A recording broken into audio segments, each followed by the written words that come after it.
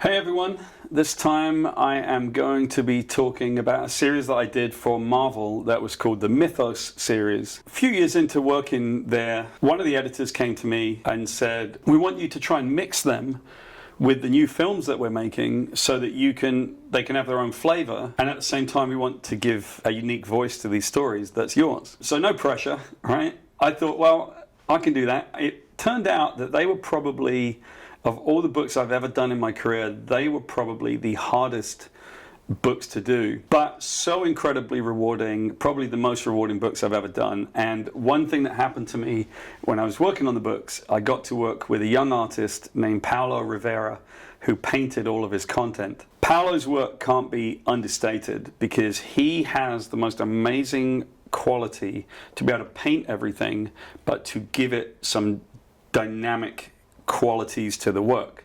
But the one that I'm super proud of is the Captain America book, and it led me to do more Captain America work because I found such a love and reverence for the character. It talks about a young kid who's very small and he wants to go to be in the army because in America they see that Hitler and Nazi Germany is on the rise, and he volunteers and they tell him no because he's too small. But he gets given a chance to take this super serum, and that makes him really strong. In looking at these origins, the first thing that I thought was, why would a young guy want to go fight for the freedoms of people thousands of miles away? And that's what's so amazing about the United States of America and that generation of people, is that there were a bunch of young kids that went thousands of miles away from American shores to go fight for the world. In my story, he goes for one particular reason. He goes because he's raised by a single mother after his father dies through the Depression in the 1930s of America.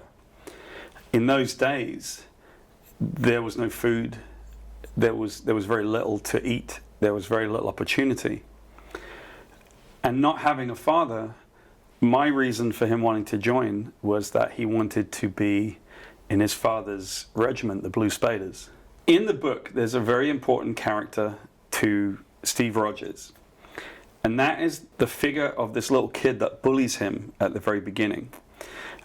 If you look at the original Captain America story, there's a bully with a catapult and he's firing it at Steve Rogers, who just wants to sit there and read comics or whatever he's doing. That bully was named Doug Huggins, and then a few years later they go to join up together. Steve goes because he wants to honor his father. Doug Huggins goes because he's bored. He's just that kind of kid. But now that Steve is Captain America, he goes traveling around, he has to stay undercover, can't tell anybody what's going on. And what he talks about a lot is, he doesn't feel like he's a hero, which I think makes sense to that character. He feels like the kids that didn't have super serum, that died for their country, that, Forever 23 in some foreign field, those were the heroes. Because he was impervious to the bullets, but they were not. And in the end, he goes back every year to the regimental dinner so that he can see the picture of his dad on the wall and sit down and eat with his old friends. And it's very, very poignant at the end because he sits down with Doug Huggins, who is now a very, very old man, and gradually all of the boys disappear, they all fade away. And now it's just him sitting alone with the only guy that's left, and it's Doug Huggins. And he says, boy, Doug, I miss those boys. Now, what's very special to me about this particular issue, it has been my privilege to live next door to a gentleman who was a survivor in Pearl Harbor. Doug is one of the greatest people I've ever met, a very kind person, and he and his wife were super sweet to my children. In fact, my youngest has two middle names, and one of them is Douglas, after my friend Doug Huggins. In order to give you an insight into this gentleman, here's a little bit of an interview that I did with him before he passed away a few years ago. And so the Navy offered an opportunity to learn trade. It takes more people to run the ship than it does to fire the guns that are on it. So there's more technical things available to learn to do, and some of them are transferable, the skills are transferable to the civilian life. And that's what I went for. first 4 weeks you have a week of electricity, a week of fire control, a week of aviation ordnance, gunnery, and a week of, did I say fire control? The other was torpedoes, excuse me. You go on a ship that carries torpedoes, or you might wind up a torpedo. And I went aboard the USS St. Louis, a cruiser, and they had a little of everything except torpedoes. And they happened to have a shortage in the fire control division, which is gunnery control. Normally, the saying is that F division gets the most intelligent people.